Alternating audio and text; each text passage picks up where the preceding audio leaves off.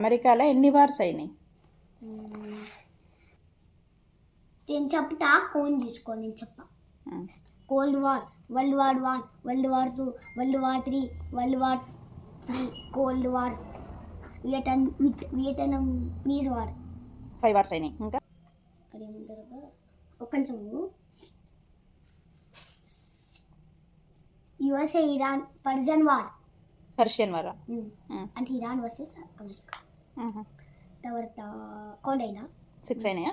7 చెప్పినా నేను. ఇదేంటి 7? Okay. 8-1 independence of America. 9-1 civil war. 10-1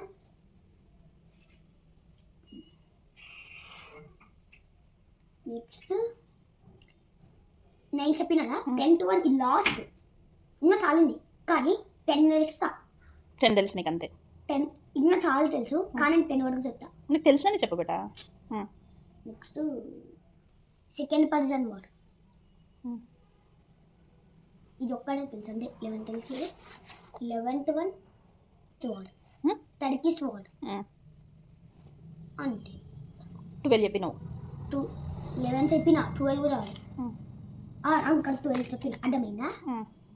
ఇప్పుడు నేను చెప్పిన దానికి గుర్తుంది కదా, దానికి ఆన్సర్ చెప్పు.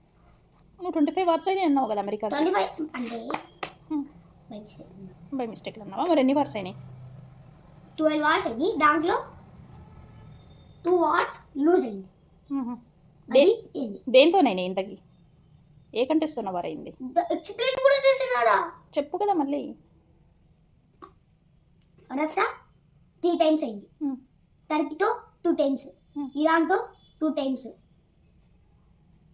రష్యాతో 3 టైమ్స్ కూడా, 2 టైమ్స్ కాదు 3 టైమ్స్. తర్వాత టర్కీతో 1 టైము. అమెరికావి స్టేట్స్ ఉన్నాయి కదా, రెబెలియన్ అంటే తెలుసు కదా, వాటి అది కూడా వాడు. ఏంటి రెబెలియన్? రెబెలియన్ అంటే స్టేట్స్ ఉంటాయి కదా, అవి ఇండిపెండెంట్. నీకు తెలుసు వాళ్ళేరా? తెలియదు బేటా. నువ్వు ఇప్పుడు ఎక్స్ప్లెయిన్ చేసి కూడా మర్చిపోయినా, చెప్పొచ్చు కదా. రెబెలియన్ అంటే ఒక కంట్రీ ఉంటుందా, దానికి ఆ కంట్రీ నచ్చదు కాబట్టి అది ఇండిపెండెన్స్ తీసుకొని వార్ అవుతుంది, అది రెబెలియన్. దాన్ని రెబెలియన్ అంటారు. ఇప్పుడు మనం గెలిచిననుకో ఆ ల్యాండ్ మనకు వస్తుంది, వాళ్ళు గెలిచిననుకో ఆ ల్యాండ్ వాళ్ళదే. అంటే మొత్తం కాదు, వాళ్ళకి ఏం ఎంత కావాలో అది స్టేట్ ఉంటుంది. దాంట్లో ఎన్ని వార్స్ చెప్పాను తెలుసా? టోటల్ 9 చెప్పిన. 10-1 ఇంకొక వార్ ఎక్స్ట్రా ఉంది. 13-1 కొరియన్ వార్. కొరియన్ వార్ అంటే నార్త్ కొరియా, చైనా, రష్యా ఒక team, south Korea, America, United nation ఒక టీం. అది కొరియన్ వార్. దాన్ని కొరియన్ వార్ అంటారు. ఇప్పుడు ఎన్ని వార్స్ చెప్పిన? 13 కాదు 11 చెప్పినా. Okay. Next one Persian war. తెలుసు కదా, 2 వార్స్ అయింది. తెలీదు. 2 వార్స్ అయింది అంటే నేను షార్ట్ గడ్డలు చెప్తున్నా. టోటల్ వార్స్ 25 తెలుసు కదా. నిజంగా నేను షార్ట్ గడ్డలు చెప్పినప్పుడు అవి 2-3 టైమ్స్ ఎక్స్ట్రా ఉంది. తర్వాత అంటే 13 అయినాయి కదా, 13 అయినాయి కదా. నువ్వు 25 వార్స్ అయినాయి అన్నావు కదా అమెరికాలో. అంటే నేను అర్థమైతలేదా? చెప్పు. నేను ఫస్ట్ టైం చెప్పిన టర్కీ 2 టైమ్స్, రష్యా 3 టైమ్స్ అని నేను షార్ట్ కట్లో చెప్పేసి. Okay, 5 times. ఇప్పుడు మనం షార్ట్ కట్లో చెప్పిననుకో 13 వస్తుంది, 12 వస్తుంది. మనం ఆ వార్ ఎన్నిసార్లు రిపీట్ అయింది అది కూడా పెట్టిననుకో 25 అవుతుంది. అర్థమైనా? అంటే ఇప్పుడు చెప్పు ఆన్సర్.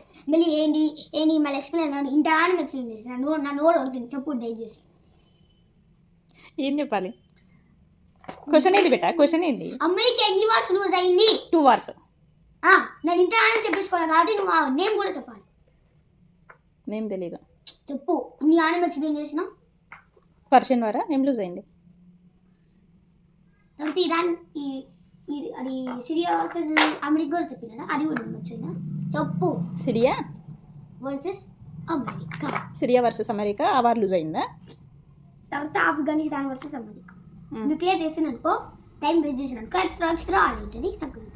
చెప్పు తొందరగా. చెప్పిన కదా, ఇంకేంటి? ఏంటి?